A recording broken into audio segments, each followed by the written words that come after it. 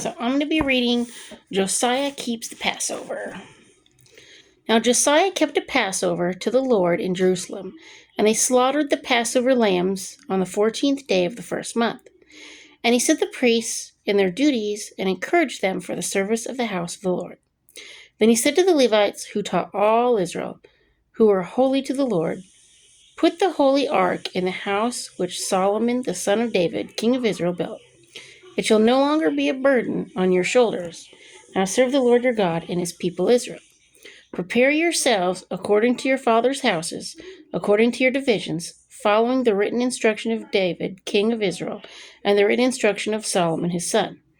And stand in the holy place according to the divisions of the fathers' houses of your brethren and the lay people, and according to the division of the fathers' house of the Levites.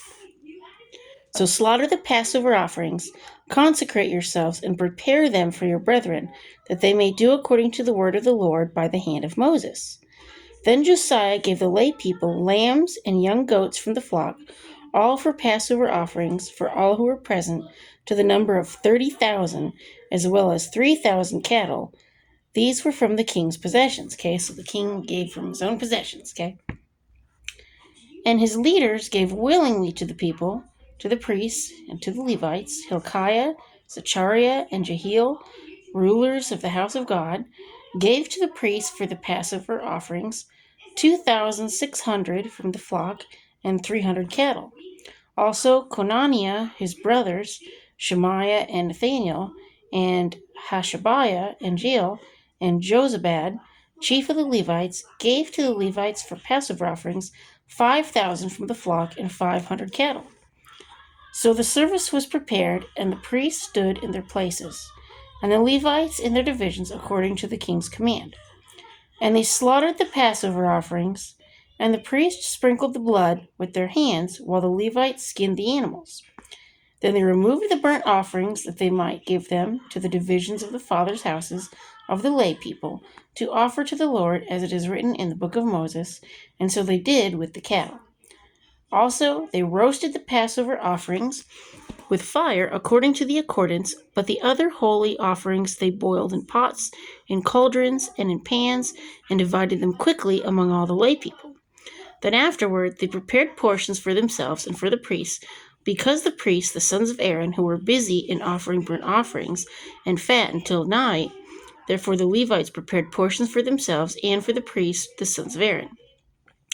And the singers, the sons of Asaph, were in their places, according to the command of David, Asaph, Heman, Jeduthun, the king's seer. Also the gatekeepers were at each gate. They did not have to leave their position, because their brethren, the Levites, prepared portions for them. So all the service of the Lord was prepared the same day, to keep the Passover, and to offer burnt offerings on the altar of the Lord, according to the command of King Josiah. And the children of Israel who were present kept the Passover at that time, and the feast of unleavened bread for 7 days. There had been no Passover kept in Israel like that since the days of Samuel the prophet, and none of the kings of Israel had kept such a Passover as Josiah kept, with the priests and the Levites, all Judah and Israel were present, and the inhabitants of Jerusalem.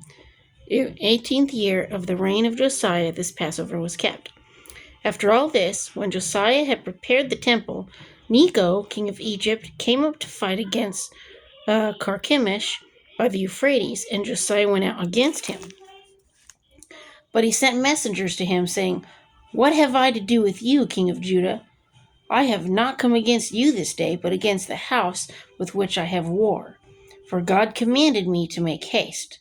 Refrain from meddling with God, who is with me, lest he destroy you." So, all right.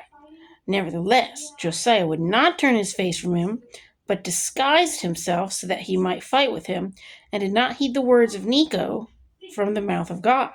So he came to fight in the valley of Megiddo. So God used an Egyptian to go fight, okay? So God can use anybody. And the archers shot King Josiah, and the king said to his servants, "Take me away, for I am severely wounded." His servants therefore took him out of that chariot, and put him in the second chariot that he had, and brought him to Jerusalem. So he died, and was buried in one of the tombs of his fathers. And all Judah and Jerusalem mourned for Josiah. Jeremiah also lamented for Josiah, and to this day all the singing men and the singing women speak of Josiah in their laments. They've made it a custom in Israel, and indeed they are written in the laments. Now the rest of the acts of Josiah and his goodness, according to what was written in the law of the Lord, and his deeds from first to last, indeed they are written in the book of the kings of Israel and Judah. So he did some really good things. That last part that killed him wasn't so good. He went against what God wanted, but most of his life he did really good things to serve the Lord. So, we may not get everything correct in life. Okay, we may mess up, we may make a wrong choice, a wrong decision, because sometimes we get stubborn and we want to do what we want to do. It doesn't mean that we're still not in God's will. Okay,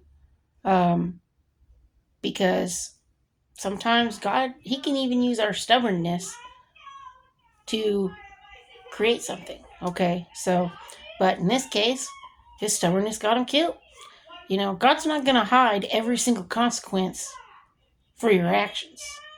You might be like, well, I'm a Christian, so, he should. No, God's not going to do that. He's not going to hide every single consequence. We all get consequences. I get consequences. If I do the wrong thing, God lets me know. So, no one is immune to correction. No matter how old you are. I'm going to be 40 on the 20th. God still corrects me. I'm not too grown or too old for God to correct me. So, it is what it is. So, thumbs up, like, and subscribe, and peace.